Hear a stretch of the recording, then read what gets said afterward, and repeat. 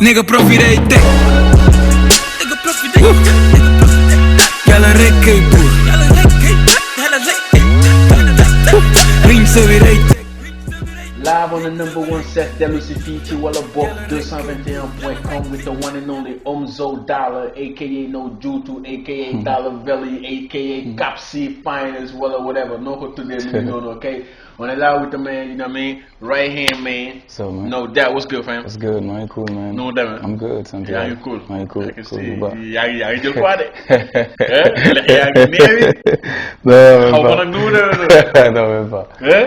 Cool. What's up? You good? I'm good, santi yàlla, man. Santi Yeah. yàlla, man. Cool. Bon, ñu ngi bàyyi la nga nuyoo ko les internautes de wallabok221.com.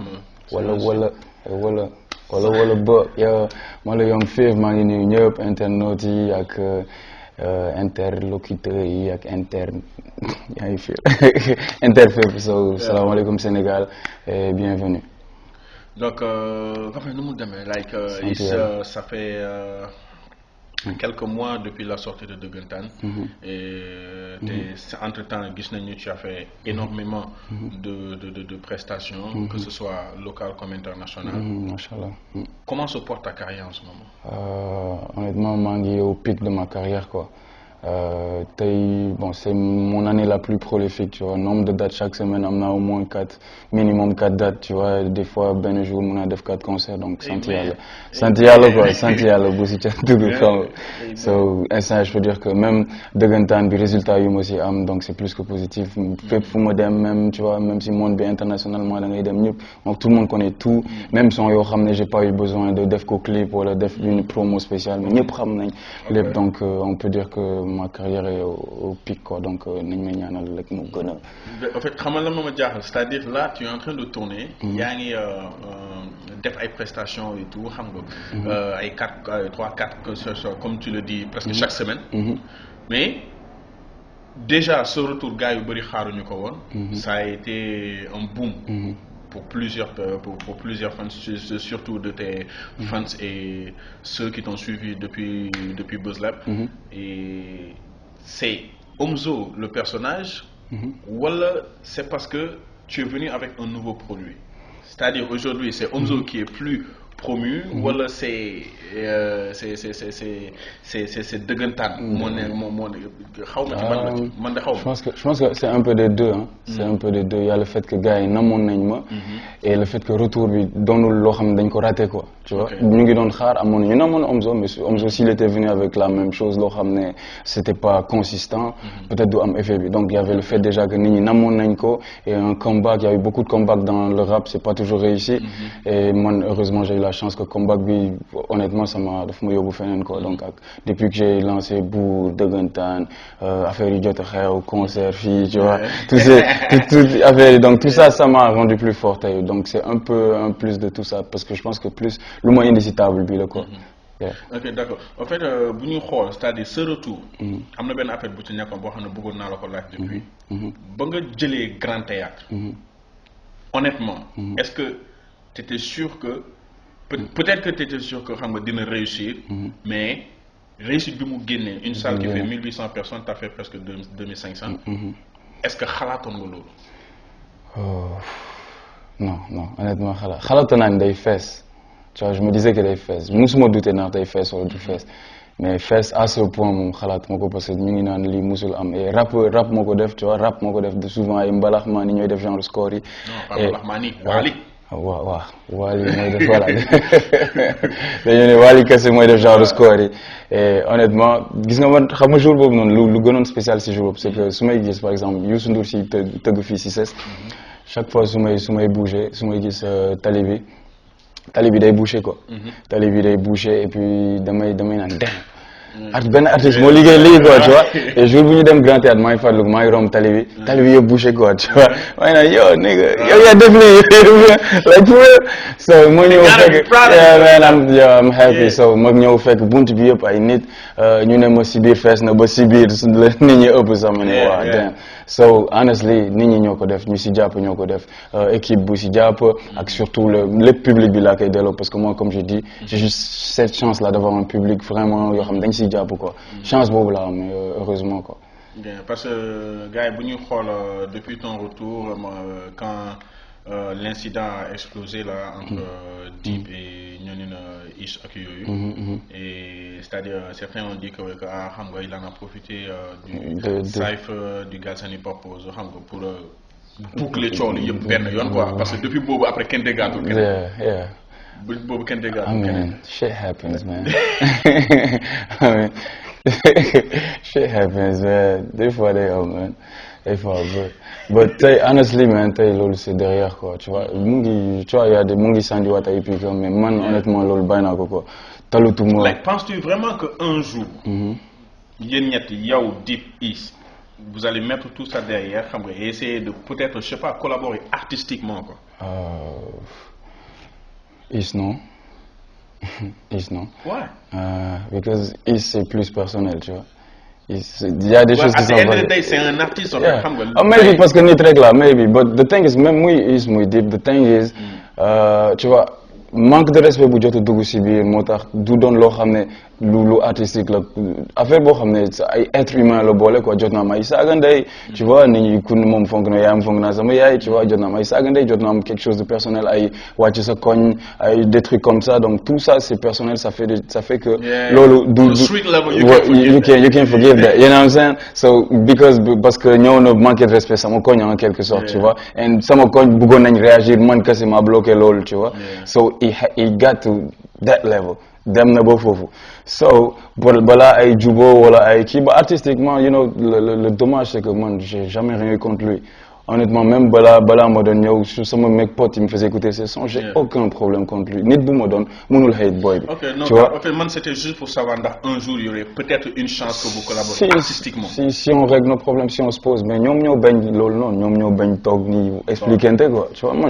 quand tu veux peut-être qu'un jour xam nga bés bu ñu toogee expliquante quoi y a pas de souci peut-être qu'un jour j'aurai peut-être l'occasion bu fekkee gars yi xam nga les fans les mélomanes ñi nga xamante ne bëgg nañu que genre situation yi xam nga ñu weesu ko essayer de se faire de l'argent liggéey xam nga pour mu rafet gars yi nañu wax ak gars yi quoi parce que man moom franchement xam nga benn Omzo featuring Ish Dip bëgg naa ko gis quoi peut-être pourquoi sax ñu dolli ci basse whatever who knows en tout cas daal na rafet quoi na rafet alors directeur gisoon nañu ñun wala boog déjà on avait eu l'info comme quoi que xam nga tàkk ci Buzz Lab xam nga bugguma dugg ci détails yi wala quoi que ce soit je voulais juste que xam nga de ta bouche aux oreilles de tout le monde xam nga que nga wax leen li nga xamante ne loolu moo jot a am quoi ouais dama signé dealu production bu bees bu ak label bu tudd KZ bon label international donc ñoom ñoo nar a génne sama album inchallah so deal bi loolu c'est juste benn opportunité pour sama album gën a pour yokkal doole album bi daal mais comme ni ma ko spécifié amul benn problème c'est pas une rupture du am ay clash diggante gars yi so loolu la gars yi war a jàpp mais ne comme ni nga ko waxee nañu soutenir nit ñi ñëpp avancé man ñëpp avancé that's it duñu polémique nag ñu kenn sonal nag waaw jóge na Buzz Lab jógewul Buzz Lab il a signé daal un major deal avec un grand label boo xamante ne arrangé na ko te mu ngi ciy liggéey séntu leen album bi nous sommes 2017 l'innovation est au point alors instant yi nii 2017 bientôt déjà ñu boucler la présélection du Galsen Hip Hop Awards instant yi nii bon daaw def nga jot nga bokk ci cypher yi ren dëggantaan dina bokk ci catégorie mixtape yeeg yooyu noonu we don't know what's gonna happen mais daal ñu ngi ciy waar quoi mais tey Omzo depuis ton retour nous sommes comme je l'ai dit on est 2017 c'est-à-dire après avoir signé xam nga ce deal lan mooy sa état d'esprit féminin ni instant yii nii moo tax déjà j'ai annoncé instant je rentre en studio pour tout des album j'ai déjà le titre et titre bi tout ce qui se passe instant bi moo ko inspiré ko da nga bëgg exclu album bi ok bët ak lamiñ la tudd album bët ak lamiñ la tudd 221.com fii la ko njëkk a waxee nag pour muy clair bët ak lamiñ bët ak lamiñ so lu waral loolu mooy le lendemain du Grand Théâtre instant j'étais fii nii laa toogoon ak mon meilleur ami quoi mu ne boy instant yi daal tu vois et dama lu bett la ma wax mu ne boy instant yi boy da nga war a ñaan yàlla mu musal la si bët ak lamiñ et ma toog ma ne damn boy yow t'as dit un truc de ouf, hein. Parce que tout ce qui s'est passé après Grand Théâtre Botey, affaire de tourne autour de ça. fait de Bataclan, au fait que maintenant je suis plus exposé, au fait que maintenant je suis plus connu, j'ai plus une exposition, maintenant ça parle plus de moi, en bien comme en mal, de Nini. Donc c'est comme si, man, face à toute cette pression, comment je gère ça? Même ceux qui font même pas du hip-hop sont intéressés par dem suckers ba pare di wax ay wax yoo xam ne xamuñu si dara xam they don't know hip hop des questions stupides ay pourquoi Omzo Dollar non mais dañoo xamul rek dañoo xamul en tout cas man personnellement xam nga toute l'équipe de Point Blank Prod wala boog 221.com on te souhaite bonne chance. Merci. Bonne continuation bu fekkee signature bi lu la war a jig la yàlla na ci yàlla Yeah, def sa man. jàmm Yeah, man. ok Amiin. lan mooy li nga xamante ne bëgg nga gars yi xam ko ci yow loo xamante ne xamaguñu ko. tey bu may déglu xam nañ ma ñuy déglu sama son parce que xam nañ sama personnalité xam naa mais lan lañ xam loo xam ne non am na lu gars yi xamul. wax ko gars yi ma nekk. bëgg naa tagg jabar comme yow. ah pour dégg naa gaawal de.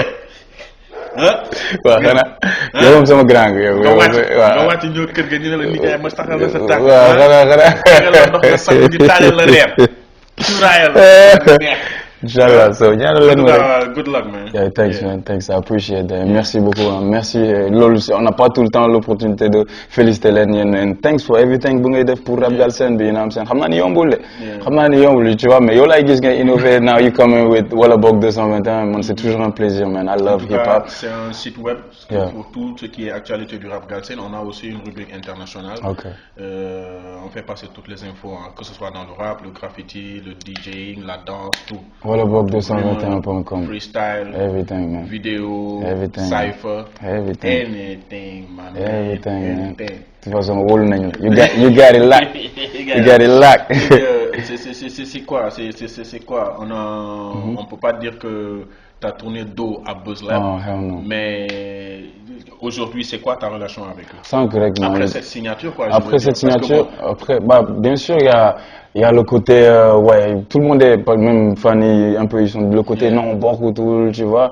Mais nous, on a, parce que ça s'est fait il y a plus de 2 mois, Ken Deguko, tu vois. D'un bloc officialisé, je pense. Mais ça s'est fait il y a plus de 2 mois. Et si 2 mois, il y a une me Gissi Snappy, Mac Bassfi, Mac Chicks Foley, Mac tel ou tel studio, fille, tu vois. Donc ça veut dire que Taïf Mtourné, honnêtement, gars, il dépassé le côté, ouais, non, Bokoto et tout. Et Jot Tech entre nous de telle sorte que personne ne soit perdant, tu vois. Personne ne soit perdant. Et, gars, honnêtement, comme le mot spécifié, il n'y aura jamais une histoire de clash entre gars, une histoire de truc parce qu'on s'appelle et les relations sont, en tout cas, le côté humain, il n'a pas disparu, man. Nous sommes cool, gars, nous sommes cool. Et comme je l'ai dit si bien, nous sommes des Buzz Lab, man. Je pense que Borna, si nous gars, dit crier fort, fiertement Buzz Lab, quoi. Je pense que nous aussi par Bundao, quoi. Tu vois, donc, nous sommes dara xew rek nga dindi ma ne waaye non ña commencé ne tu vois un peu je pense pas que avec tout ce qui s'est fait mun naa doon koo xam ne on peut me truquer comme ça mais loolu protéger nañ ko suñu diggante soo ñu ngi cool et comme je l'ai dit dans la vidéo sama concert yi ñoom lay njëkk a call sama album peut-être benn bass lay njëkk a call featuring tu vois it ain't never gonna change it ain't never gonna change ñu seen concert may njëkk a ñëw and I'm a fan seen you know le côté humain il a pas yo gars yi duñu ay gars duñu ay jigéen duñu ay fake nigga tamit quoi seen biir quoi so that's it man. Yeah, that's it. Bokkoon nga ci artistes yi demoon ci Hip Hop Galsen à Paris bi. Yeah. Ça s'est passé comment? I mean déjà il faut saluer l'initiative because I heard a lot of talking guys ñu ngi wax but at the end of the day c'est la première fois que quelqu'un fait ça you know c'est la première fois que quelqu'un fait ça dañuy c'est pas rien. C'est pas rien. Après, niveau organisation, on peut parler que ça s'est fait, mais bon, moi je félicite. I don't like the, you know, talk non, mais c'est backstab and everything. No, hell no, man. Just support it. C'était la première édition. Give us some time. Maybe next year, dis-nous dans l'autre, ça sera génial. Hip Hop Galsen à New York, Hip Hop Galsen Australie, Mars, everything. Come on. Yeah. So, en tout cas, l'initiative donne, quel que soit ce qui a été dit, quel que soit ce qui a été fait, quel que soit rumeur yi, comme ni content ou pas, li ñuy wax rek xam nga boo nekkee ci position yi, il faut toujours accepter les critiques constructives. Il faut toujours accepter les critiques constructives. Loolu c'est la chose la plus importante. Ku ko nangu moom di nga sori ci game bi. Yep, that's what it is. That's what it is, man. Léegi je sais pas xanaa donc ton ce label bu bees bi nga ne nu mu tudd wax KZit. Ils sont français, américains? Basically ils sont français mais ils sont un peu implantés partout et ñu ngi soog a wàcc Afrique. ñu ngi soog a wàcc Afrique et man maay premier rappeur bu ñu signé au Sénégal en tout cas. Et je pense que may doon dernier bi. Non il faut nga xajal. si waxtaan yi ñuy waxtaan nii je pense que peut-être ay yeneen deal mais bon ay sign mais bon. loolu KZit ou pas man liggéey la gëm ko wax dëgg yàlla liggéey la gëm. Mais mis à part yow peut-être entre guillemets nga xam avec les artistes de Buzz Lab comme ça instant nii kan lay déglu. Rap Galsen wala overall. Overall like whatever. Kan lay déglu man I have to admit that temps yi dama am problème mu déglu rap because it's so trash out there. Rap bi dafa commencé changer trop but yeah si j'écoute bon ce qui est actuel par exemple Kendrick le dernier Kendrick j'écoute J. Cole j'écoute parce que c'est mon rappeur là le dernier Drake j'ai pas aimé j'écoute un peu de rap français en ce moment. Galsen let me see.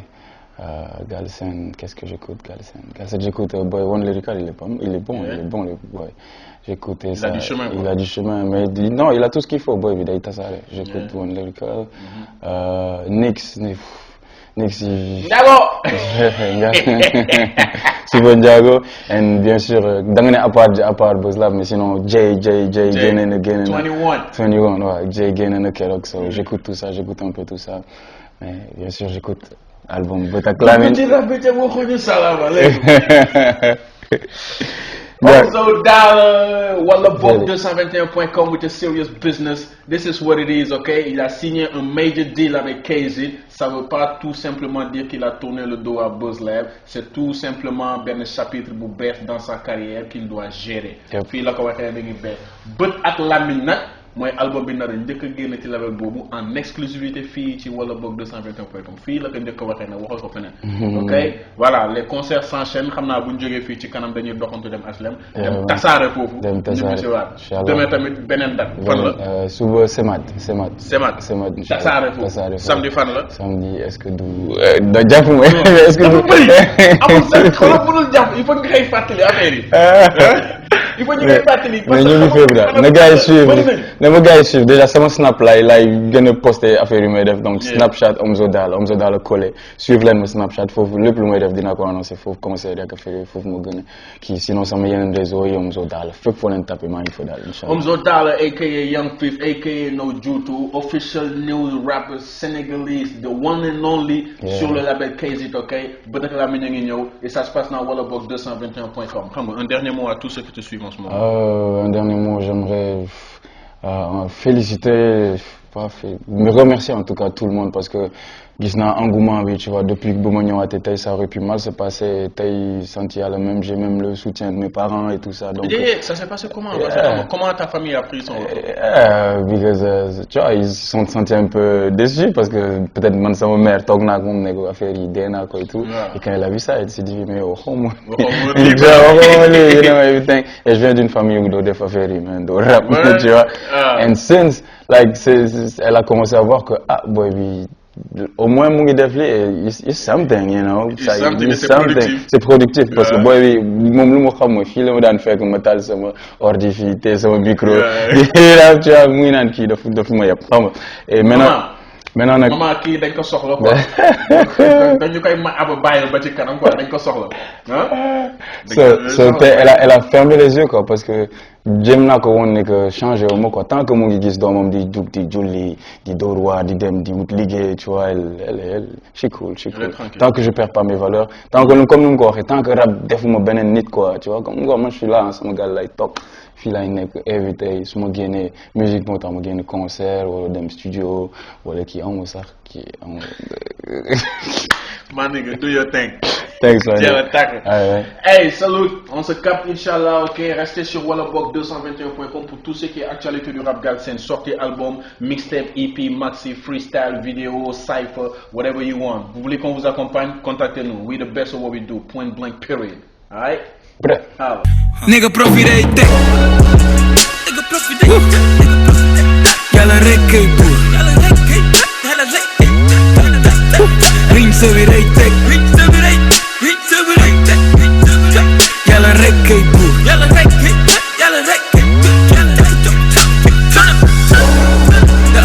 ne seen i liggéey toog di wax la fu ñi di def mais souvent ñi di wax duñu musa baxab ñi di def dama gëm yàlla gëm sama bopp soo sara lu sax ñaan yàlla uti li ma ñaanoon soo sara lu sax soo sara lu sax soo sara lu sax soo sara lu sax soo sara lu sax soo sara lu sax soo sara lu sax soo sara lu sax soo sara lu sax